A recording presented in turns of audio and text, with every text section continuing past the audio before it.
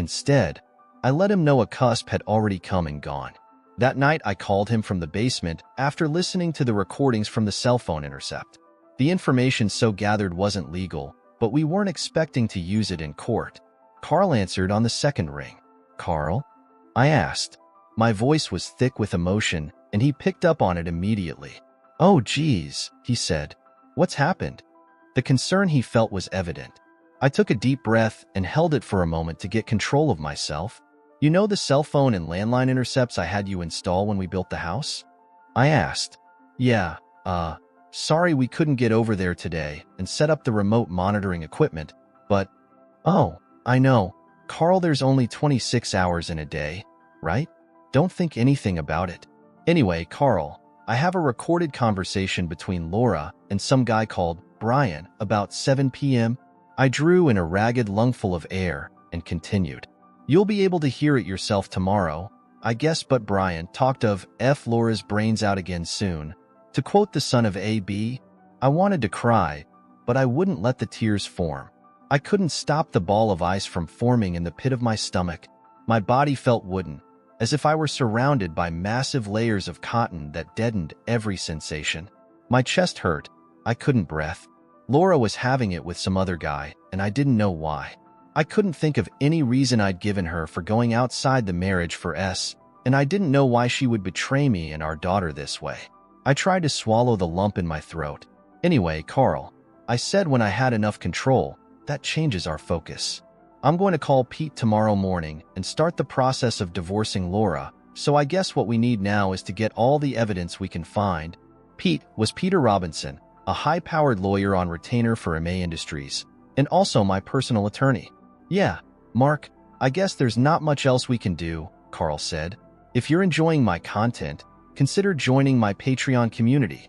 By becoming a patron, you'll get access to full parts of my videos much earlier than everyone else.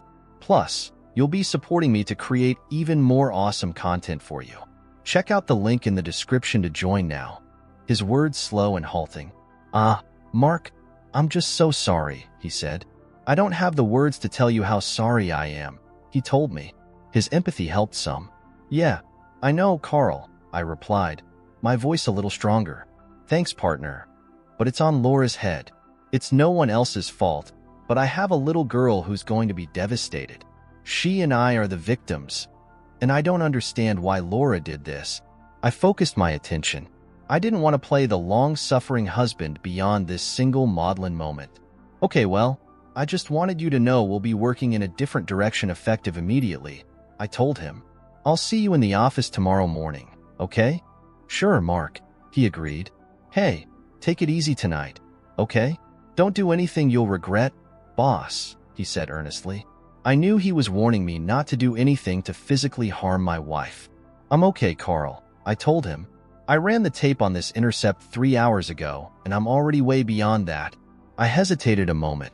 "I will tell you, Carl, I won't be sleeping with her tonight or any other night. I'll have to figure out some excuse, but I won't sleep with a woman that stabs me in the back figuratively or actually. There are things I can do and things I cannot do. I know it'll make the investigation harder, but I just can't." My voice cracked with the final words, but Carl didn't remark on it. "That's okay," he said soothingly. "It might take a little longer, Mark, but people who are doing these sort of things always think they're smarter than the rest of us. They're convinced they can keep their adultery hidden from their spouse, as well as the rest of the world, and they have no clue what they're doing is predictable and pretty easy to track." I didn't say anything.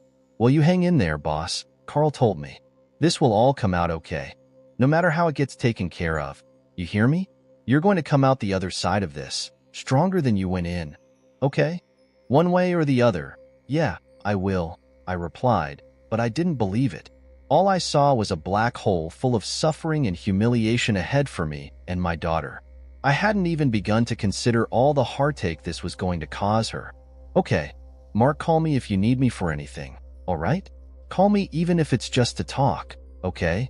I told him I would and pressed the off button on my cell phone. I turned the intercept equipment back on to catch any more communications between my dear wife and whoever it was she was F. I slept in a guest bedroom down the hall that night, telling Laura I had a dry throat and some congestion that might make me snore pretty badly. She agreed quickly and without comment. Besides, I told her, it would be closer to Alyssa if she might need one of us in the night. That our little girl had wet the bed a couple of times last week was news to Laura, but she shrugged her shoulders and went back to her magazine. What I recognized as an emotional problem our daughter was experiencing made no impression on Laura. Carl came to me with a preliminary report the next afternoon.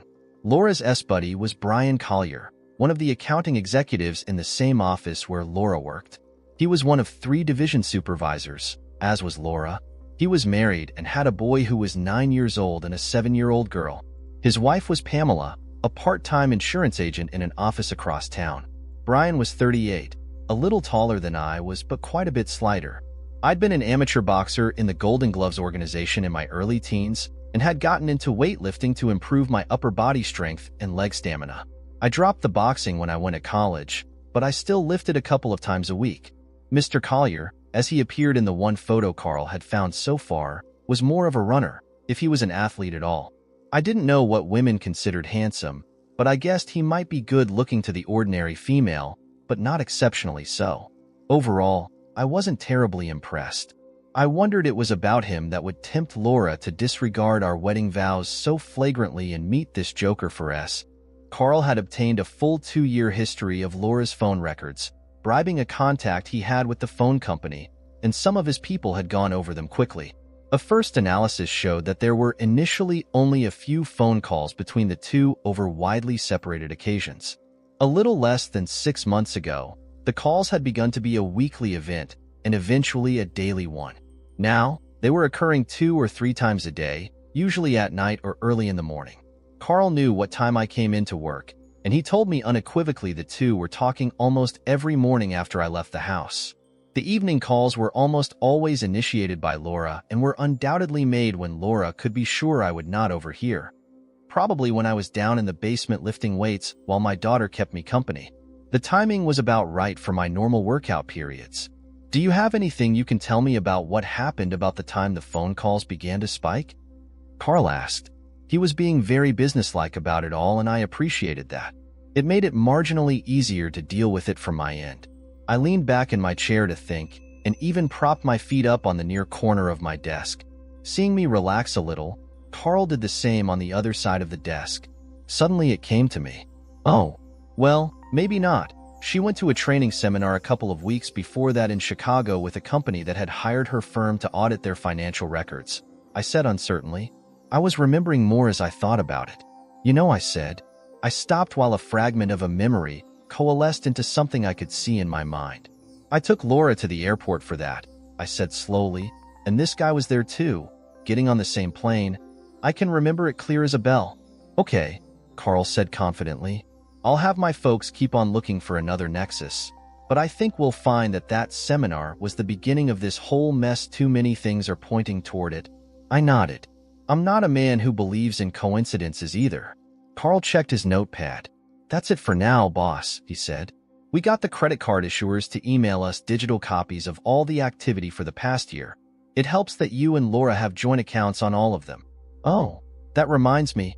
We'll be looking at your bank records later today also, to see if there's anything there. I'll let you know what we find out, okay?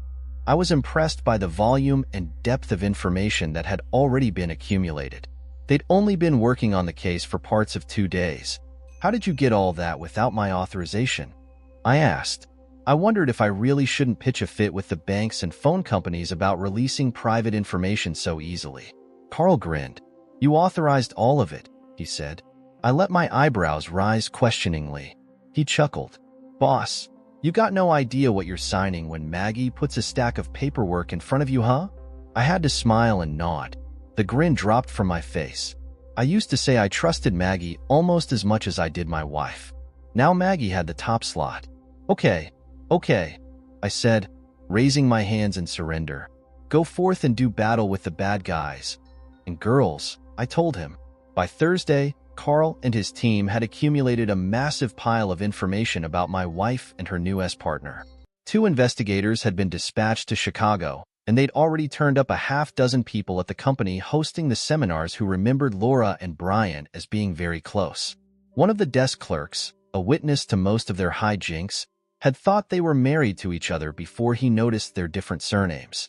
Another 3 or 4 people at the hotel where Laura and Brian stayed recalled them as frequent visitors to the lounge, where they imbibed considerable quantities of liquor.